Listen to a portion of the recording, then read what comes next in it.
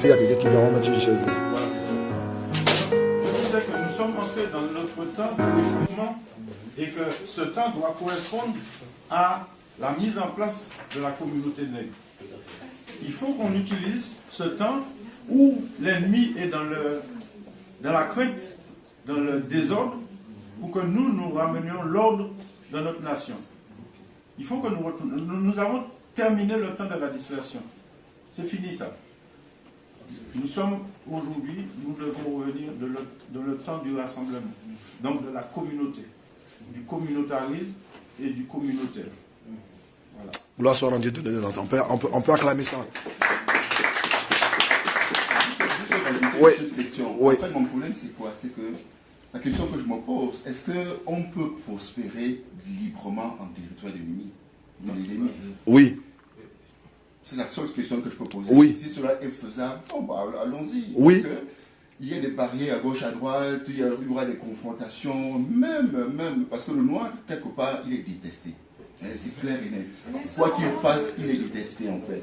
Donc, est-ce que, déjà, les autres, l'adversaire, quand ils vont nous voir prospérer, ils vont nous laisser tranquilles, c'est ça la problématique. Oui, frère, je vais te répondre. Ou bien, le frère, vas-y. Bonjour à tous, je m'appelle Cédric Loa. Je suis aussi acteur sur les YouTube à travers ma foi. Donc c'était pour rebondir juste sur la phrase du monsieur. Du frère. Du frère. Ouais. De prospérer en territoire ennemi. À un moment donné, je pense, ma foi, il faudra avoir du bon sens et il faudrait prospérer en territoire plutôt ami, plutôt chez nous, tout simplement. Oui. À un moment donné. Mais oui, c'est ça le problème. Oui, merci. Ça, c'est très bien. Oui, le frère.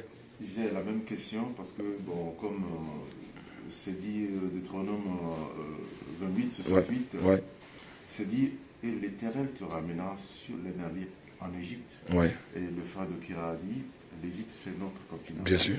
Alors pourquoi il faut se perdre le temps ici, sur le continent, dans le froid, alors que nous avons notre continent.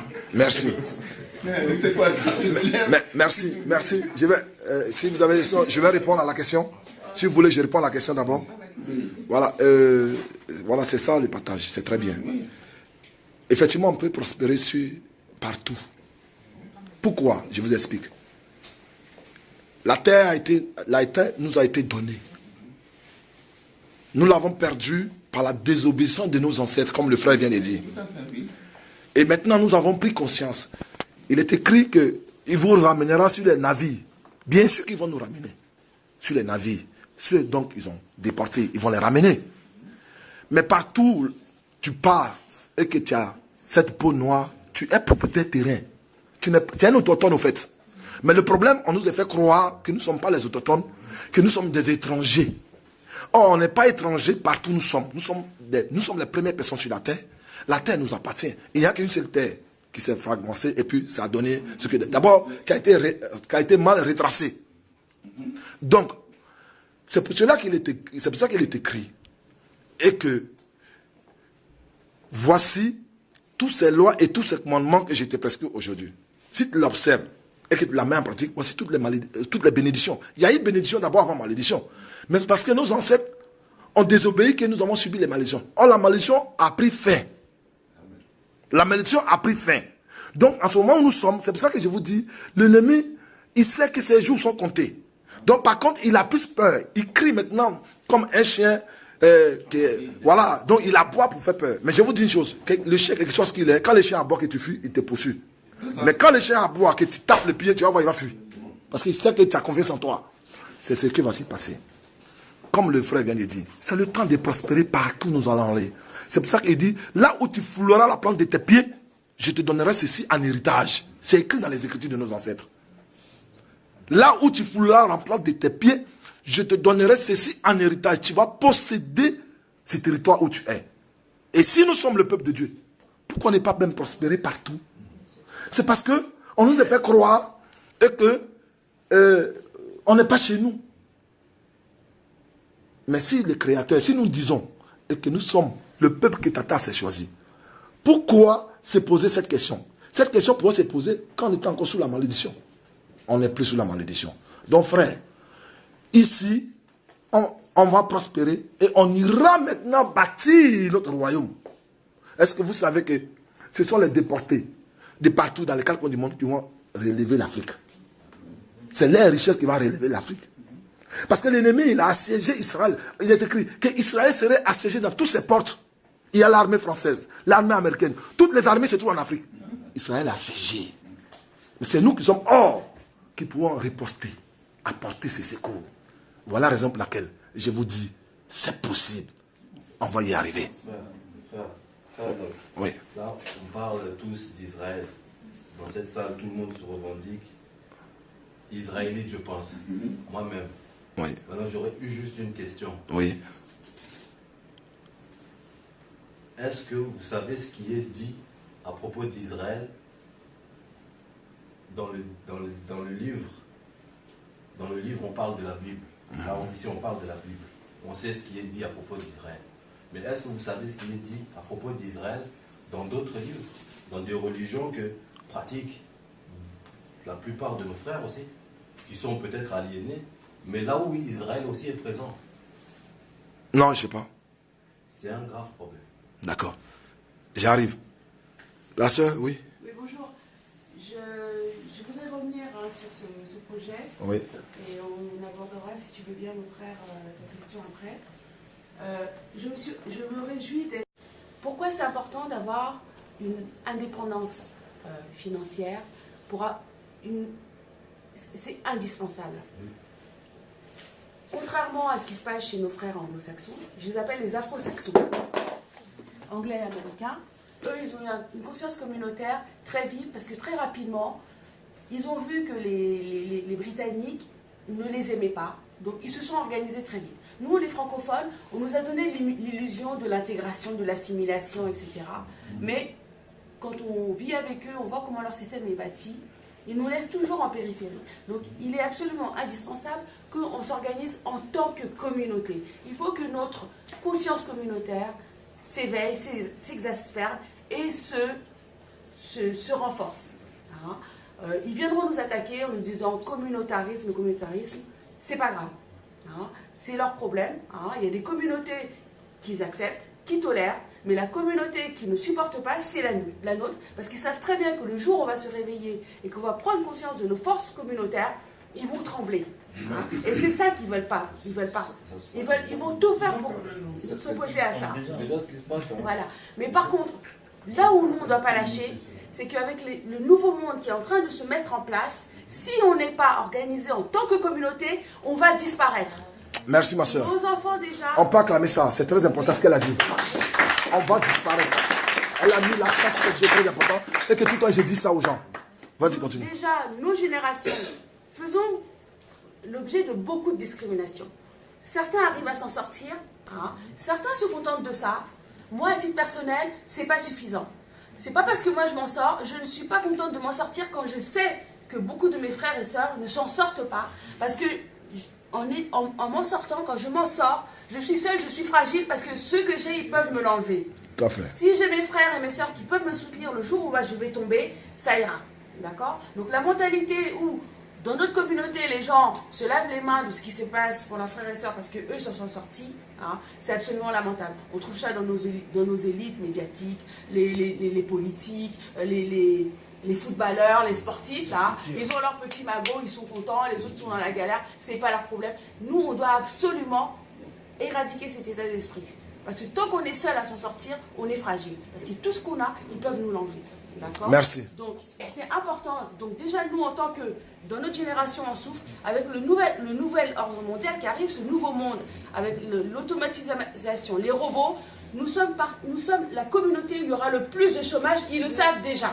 Ils le savent déjà. Donc, si on arrive à mettre en place des systèmes parallèles de solidarité, hein, et de soutien, on s'en sortira mieux. Hein, parce que vous savez très bien que les Écritures annoncent qu'un jour, hein, on ne pourra plus vendre ni acheter sans accepter cette puce. Si on met en place des systèmes, hein, de solidarité, où il y aura toujours un endroit où on pourra aller se crécher, un endroit où on pourra manger un peu de manioc, un peu d'attiqué, hein, on sera bien. C'est absolument vital. Merci ma soeur. Oui, oui. Oui, c'est bien ma soeur, je voulais aussi rajouter quand même quelques mots ce qu'elle a dit. C'est vrai que moi je partirais aussi sur la base de on est là, mais on a nos enfants. Et la base de tout, quand on veut imprégner quelque chose de fort, c'est l'éducation. Donc ça veut dire que cette idée qu'on a eue de rassemblement, on a nos enfants dans nos maisons. Qu'est-ce qu'on doit leur apporter maintenant? Parce que nous, on est déjà au courant. Mais qu'est-ce qu'on lègue avec la société au jour d'aujourd'hui? Donc moi, par rapport aux suggestions, moi j'aimerais, dans le temps, on verra, pourquoi pas, nos jeunes enfants, commencer vraiment à les amener, franchement, parce que c'est la base, c'est la racine, c'est eux maintenant, c'est plus nous, nous on est déjà dedans. Donc honnêtement, c'est ce que je voulais rajouter et je trouve que vraiment, c'est l'une des choses vraiment qui doit être la plus primordiale au fait. Merci. Merci. Frère Yari, je vais te donner la parole pour juste ajouter ce que la soeur a dit. Peut-être que comme il y a les autres frères qui viennent d'arriver, avant de commencer ici, qu'est-ce que j'ai mis l'accent? J'ai dit la femme. Je dis, nous devons prendre conscience que la femme est au centre de notre foyer. On n'a jamais été patriarcat. Ça nous a été imposé. Nous sommes matriarcat. Parce que c'est la femme qui éduque. C'est elle qui donne la vie et c'est elle qui protège la vie. C'est pour ça que vous allez voir, quand il y a les guerres, les premières victimes sont les femmes. Et l'ennemi, c'est ça. Si aujourd'hui, on a été aliénés, c'est nos mamans qui nous amènent à l'église. C'est nos papas et nos mamans qui nous mettent au dos. Parce que l'enfant, elle est avec la maman. L'homme noir n'est pas patriarcat. Donc, ma soeur, ce que tu viens de dire, les enfants, ils doivent... C'est pour cela qu'il faut qu'on ait une salle encore plus grande. Les enfants vont venir, il y aura des soeurs, des frères qui vont s'occuper des enfants. Parce que c'est dès maintenant, il faut les préparer. Moi, je dis toujours... Bien sûr, je dis toujours... Même quand je suis allé, j'ai fait une vidéo, c'était ma fille qui me filmait. Il me pose des questions. Mon papa, comment? J'ai dit, oui, ne va plus à l'église. Ne va plus à l'église. Mes enfants ne vont pas à l'église. Donc, effectivement, on doit mettre l'accent sur eux. Donc, c'était juste ce que je voulais dire. La maman, vous prenez votre responsabilité. C'est vous, vous devez prendre votre responsabilité. Parce que c'est vous qui avez le pouvoir. Et donc, c'est vous qui devez faire ce travail. Et nous, c'est pour juste amener la sécurité. Donc, je te remercie pour ce que tu viens de dire. La femme au centre dans ce réveil, il faut que la femme noire soit au centre. Celui qui n'a pas compris ça, je pense que peut-être il n'est pas encore réveillé. Bon, on va essayer de les secouer un peu encore pour qu'il se réveille. Voilà ce que je voulais dire. Oui, frère. Je vais rajouter un petit peu de tout ce que nous avons dit tous ici. Il faut bien rappeler que nous sommes là, unis dans un seul but. Et c'est vrai, comme elle l'a dit, la sœur, nous avons besoin de faire l'éducation de nos enfants. Mais nous avons besoin également, parmi nous, de nous unir. Comme c'est écrit, il y avait des chefs de 10, il y avait des chefs de 100, il y avait des chefs de 1000. Tout ça, il faudra structurer le peuple. Quand le peuple est structuré, tout se passe bien. Les femmes vont s'occuper de ça. Elles vont faire l'actif en ayant de l'argent. Parce que c'est vrai. Comme c'est toi, la sœur, qui disait qu'on avait besoin d'avoir une force financière. Parce que ce monde, on n'est pas encore sorti du monde. Ce monde est basé sur l'argent. Mais avant, il faudra que nous puissions avoir cet argent en commun pour que nous puissions nous aider l'un l'autre. C'est très important. Merci. Il faut dire que, oui, maintenant, alors là, c'est le frère Rudy qui vient de Guadeloupe. Ah, il faut le signaler. Il faut le signaler aussi. En plus, ouais. Bonne arrivée, mon frère. Oui, tu voulais. Le frère voulait parler. Oui, je tenais à compléter ce qu'a dit le frère. Moi, j'ai toujours pensé qu'il n'y a pas de noir pauvre. Il n'y a pas d'Africain qui est pauvre. Ben, nous, on est riches, les plus riches de la terre. Nous sommes les plus riches de la terre. On nous a mis dans notre tête que nous étions pauvres, que nous avons toujours besoin de l'assistance des autres, de l'aide des autres, etc. Ce qui est absolument faux. Et comme Tatanzam a tout créé par la foi, parce qu'il a créé à partir de rien, c'est par sa foi qu'il a créé. La foi qui est l'énergie créatrice qu'il a eue, c'est ça qu'on doit retrouver. Et en retrouvant, on va l'adorer en esprit et en vérité, c'est marqué dans les Écritures, en esprit et en vérité. D'abord, je pense qu'il faut qu'on fasse les choses étape par étape. Étape par étape. Alors d'abord, chercher la vérité. D'abord, comprendre les histoires de l'esprit. Il faut d'abord être un homme spirituel. Tout à fait. Donc, il doit y avoir... Parce que, d'abord, je fais une parenthèse, on ne peut que donner ce qu'on a reçu. Parce qu'on a parlé des enfants, etc. Mais l'éducation, c'est une transmission. Si moi, j'ai rien reçu, bah oui, il ne peut pas donner. Ou je ne peux que donner ce que j'ai reçu. Voilà, donc si j'ai reçu des choses biaisées, fausses, etc., je ne peux pas faire autrement que de transmettre la même chose. Donc, je pense que la première des choses, effectivement, c'est qu'on doit d'abord chercher la vérité sur le plan spirituel. Tout nous sera donné par la suite. Après, pour tout ce qui est matériel, je pense que le matériel va venir au second plan. Parce que dès qu'on est inspiré, on aura les idées, on aura les opportunités, on aura les circonstances, on aura les forces. Tout à l'heure, notre frère nous a dit, c'est l'esprit qui nous donne l'envie, la volonté, la capacité de le faire, et qui va se faire. Donc, je pense qu'on est tous, l'homme noir est intelligent, très intelligent, même plus intelligent que les blancs. Parce que quand on voit leur chef, Macron, etc., on voit que c'est un abruti, le plus total, même il a fait des grandes études, etc., c'est un abruti. Le paysan africain est beaucoup plus sage, beaucoup plus intelligent que ce type-là. Donc, ayons confiance en nous. D'abord, la première étape, c'est ayons confiance en nous, ayons foi en nous-mêmes. Et tout va se faire. Et peu importe l'endroit, mais tout va se faire d'une manière synchronisée, d'une manière normale. Donc moi, je suis convaincu que, déjà, ce qui est important, c'est le départ. C'est le point de départ. Moi, je n'aurais jamais imaginé ça il y a quelques années en France, en tout cas. Parce que l'homme africain francophone, c'est l'homme le plus aliéné. Ouais. Et c'est pas de sa faute, parce qu'à la base, la formation qu'il a reçue, c'est une formation qui a été viciée. Tout à fait. Voilà.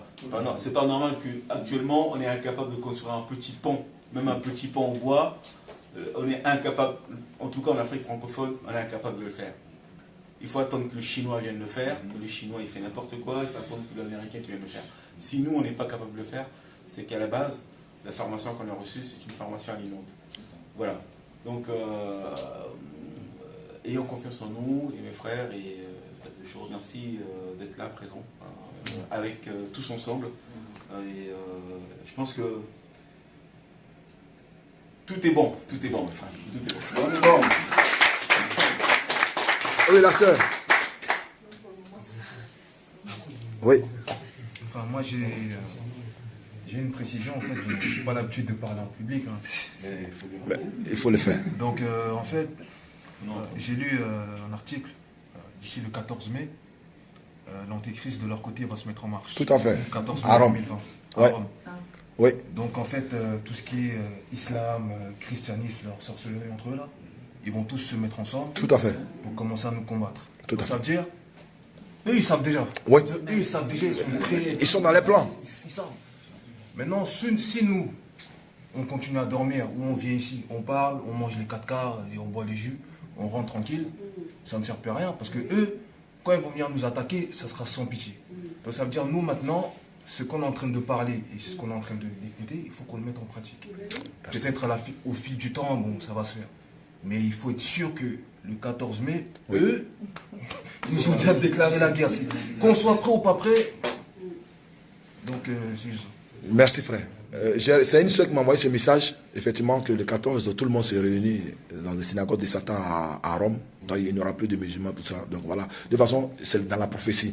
Et aussi, c'est dans la prophétie aussi que le peuple doit se réveiller. Et comme le frère est en train de dire, du moment où nous avons compris que nous sommes le peuple de Dieu, il n'y a plus de temps à perdre. Ça veut dire que nous sommes des guerriers. Ici, c'est des guerriers qui sont ici. C'est le temps de pouvoir rentrer en action, comme le frère l'a dit. Moi, peut-être je suis la personne où je n'ai pas le temps à perdre. Moi, quand tu me dis ça, tu dois traverser ça, je réfléchis, s'il ne peut pas traverser, non, il ne peut pas. Mais quand je dis traverser, ça faut attendre que dès que tu donnes d'eau, je m'avais déjà. Donc il n'y a plus de temps à perdre. Eux, ils ne perdent pas le temps. Ils ne perdent pas le temps. Ils nous assiègent, ils nous étouffent dans tout ce qu'on fait. C'est à nous de ne pas prendre l'initiative. Soyons des hommes vaillants, guerriers. C'est nous. Ouais. Pour rebondir, le frère. Pour rebondir à ce qu'on est en train de dire là tout de suite, il y a la parole qui dit à Ésaïe chapitre 8, passage 12. Ne parlez pas de complot chaque fois que ces gens parlent de complot. N'ayez pas peur de ce qui leur fait peur. Reconnaissez que c'est le Seigneur de l'univers qui est saint. C'est lui que vous devez respecter. C'est de lui que vous devez avoir peur. Merci. Et pour nous embrouiller. Et quand tu dis ça, ben toi tu dois dire, ouais, laisse le Seigneur va faire. Mais lui, il ne laisse pas le Seigneur faire. En fait, c'est un aveu de faiblesse. Quand tu es faible, tu dis, moi, je donne ça à Dieu. Il faut qu'on soit fort. C'est un aveu de faiblesse. Je vous dis une chose, Dieu ne fait jamais ce que nous devons faire. Il nous a mis sur cette terre, nous sommes les propriétaires terrain. Il a déjà tout fait. C'est à nous de ne pas nous lever. C'est pour ça qu'il dit, lève-toi, présente-toi seulement. Mais si tu ne te lèves pas pour te présenter, comment ça va se passer? Donc, les Écritures, donc, qui est la Bible, il y a beaucoup de faussetés, qui n'en plaisent ou pas. Il y a beaucoup de faussetés qui a été rajoutées par l'ennemi pour endormir le peuple. Rajouter et enlever. Oui, rajouter et enlever pour endormir le peuple. Et ça, ne perdez pas de vue de ça. Donc, ce n'est pas tout ce qu'on doit dire, on doit lire, qu'on prend la lettre comme c'est écrit. C'est pour nous ensommeiller. Et nous sommes réveillés. Quand tu es réveillé, tu sais dissocier du bien ou du mal. On n'est pas dans la religion pour dire que la Bible a dit. Qu'est-ce que nous-mêmes nous faisons? La Bible a dit quoi? La Bible a dit ou la Bible, il est écrit. Voilà. C'est de ça qu'il faut que nous prenions. Donc frère, ce que tu viens de dire, je suis tout à fait d'accord, mais il faudrait qu'on fasse attention à ce que les Écritures, c'est très important. Ce sont des vices que l'ennemi a mis. Il faut décoder. Je prends un exemple. Il est écrit dans les Écritures de Luc, chapitre 20, versets 26 à 32. Voici un homme qui a eu une femme, il est mort. Et on a pris sa femme, on a donné à l'autre. L'autre aussi est mort. Tous les 7 frères sont morts. Et il pose la question à Christ. Les jours de la résurrection, qui serait le mari de cette femme? Et le Christ dit, il n'y a pas de mari. Tout le monde serait esprit. Bon, ça c'est pour les chrétiens, ils vont aller en l'air, ça c'est bien. Mais nous, on va posséder la terre. Donc, il ne faut pas, ils vont descendre. Maintenant, je vous pose une question. Quel est le peuple qui pratique cette tradition? C'est le peuple noir. Moi, chez moi, on fait ça. Quand la femme de mon cousin, on me donne, on appelle ça adjaï. C'est-à-dire que c'est moi qui dois prendre le relais. C'est écrit dans la Bible. Donc ça, c'est notre tradition. Donc quand je trouve ça, je dis, ah, ça, je me retrouve. Mais quand on me raconte le Seigneur a dit, mais il a dit quoi? Il a dit de venir prendre mes ancêtres pour les mettre en esclavage. C'est ce qu'il a dit. Parce que c'est à cause de l'évangile qu'ils ont coupé les jarrets. Ils ont éventré les femmes. Ils ont violé mes mamans. Et vous venez me dire, oh non, le Seigneur a dit que... Il a dit quoi? Quel Seigneur? C'est quel Seigneur ça? Et c'est de ça que par moment, quand je suis en transe, je suis rempli, c'est la colère de mes ancêtres qui m'anime. Quand je parle, je suis énervé. Pourquoi? Parce qu'on ne peut pas continuer dans cette aliénation qui est la Bible. Soit disant la Bible a dit. Nous devons vivre notre tradition et notre coutume. Ce qui est écrit dans la Bible que nous consommons, on prend. Ce qui n'est pas pour nous, on jette. Parce que nos ancêtres n'ont pas dit ça. Nos ancêtres ne vont pas écrire quelque chose pour les accabler encore. Jamais. C'est de ça qu'il s'agit, chers frères. Oui, la sœur. De te proposer une réponse pour la question que tu as posée sur le fait qu'Israël est évoqué aussi dans d'autres livres, dans d'autres textes, dans d'autres traditions. Comment se positionner par rapport à ça? Moi, je pense qu'il faut faire un choix. Il faut t'ancrer une tradition spirituelle et c'est sur cette tradition-là que tu dois envisager toutes ces questions.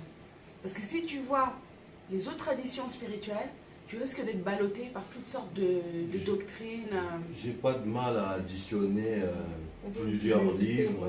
Je sais faire le discernement entre ce qui est bon et ce qui n'est pas bon. Mais en tout cas, il faut éprouver les choses et retenir. C'était quoi le problème que tu voulais évoquer Israël dans le Coran notamment, parce que Israël, la plupart des gens, là si on approfondit un peu le sujet, dans le mensonge dans lequel on vit, Israël est dans le désert.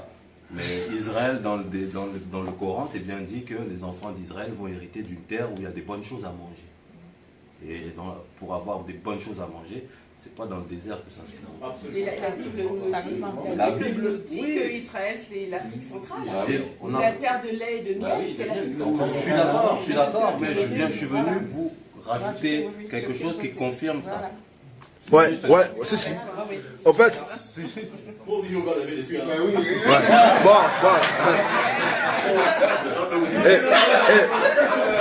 Et chers frères et sœurs, vous voyez, tout et chacun de nous est à terre ici. Vous voyez, c'est ça le rassemblement.